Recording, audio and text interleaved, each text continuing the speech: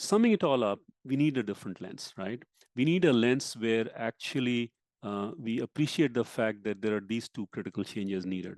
Instead of thinking of it as a demand supply matching exercise where we boil the whole ocean with S&OP, we focus more on the demand alignment problem with the S&OP, especially. The second change we have to make is instead of the backward looking standard cost base, trying to get a cost picture of your costs, which never works, which does not work. We have now got the capabilities, thanks to a system like Zyom, to be able to look at it in a granular manner, have the latest collaborated upon costs, which you have agreed to with your suppliers and your partners, and it is granular and latest, and it is as frequent as you want it to be, and therefore it is accurate. Just gives you a very big structural cost advantage. So the question this all begs is, why were the current solutions not able to do it? How about ERPs? And oh, by the way, I really want to pause here and talk about the spreadsheets. There is so much beauty and brilliance in some of these spreadsheets we have seen from our colleagues, our customer colleagues. We just tip our hats at them. There's a lot of sincerity, but more importantly, a lot of sophistication which has gone into these spreadsheets. But unfortunately, as we all know, spreadsheets suffer from the problems of just being that spreadsheets. They are error prone. They can get delayed. There could be omissions, and because they are manual exercise, you may make pretty bad mistakes, such as not being able to right size the spreadsheet and you lose it, and things of that sort. And of course, you have to toss it back and forth.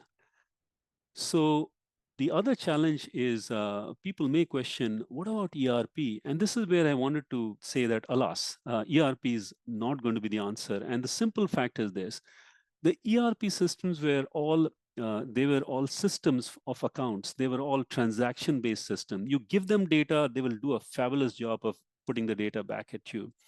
But they're all after the fact. They are backward looking. They are not. They are more of a reconciliation-based system and not about a forward projection, forward analysis kind of a system. And that's where ERPs fail rather badly. Well, just look at it, the amount of work that you do outside, or your best analysts, your top planners do outside of ERP in these brilliantly crafted spreadsheets. So having said that, let's look at two other forcing functions which we feel make it an imperative that you work on these two core capabilities right now. The forcing functions are: inflation is here. I know here in the US, we have had the virtuous cycle of inflation being going very high and then slowly tapering down. But we are entering a new area of heightened anxiety, whether it's the geopolitical risks, whether it's the administration change. I won't go into any of those.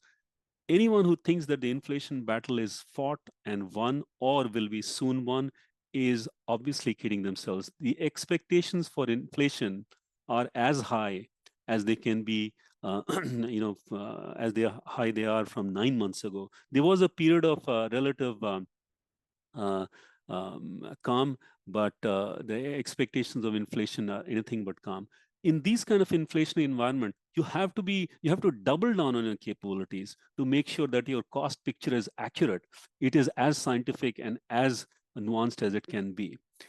The global reconfiguration of supply chains, which is all in progress now for a good 2.5+ years, throws a new wrench at this, because you have to have an ability to be able to point the demand and point the demand that you're getting to the right supply sources, and not having to rework your spreadsheets and redo your work.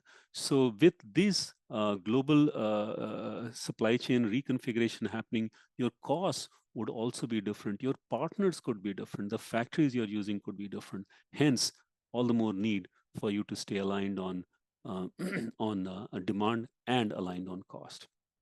And leave you with this quote from the wise Mark Twain: whenever we feel we are on top of something, and that's the time we need to worry, because chances are we are really not on top of it. Done right, what we have seen, what our customers have seen, and we sum it in 2 words: responsive operations. But really, it's a very big advantage. On the one hand, you become an industry standard, if not the lowest cost. in terms of your cost structure. You become the industry standard. On the other hand, you are more importantly delivering on time. So you are the gold standard on on time delivery. This is a heady mix. This is a perfect mix. If you can get both of these to work together, this is the golden combination, right?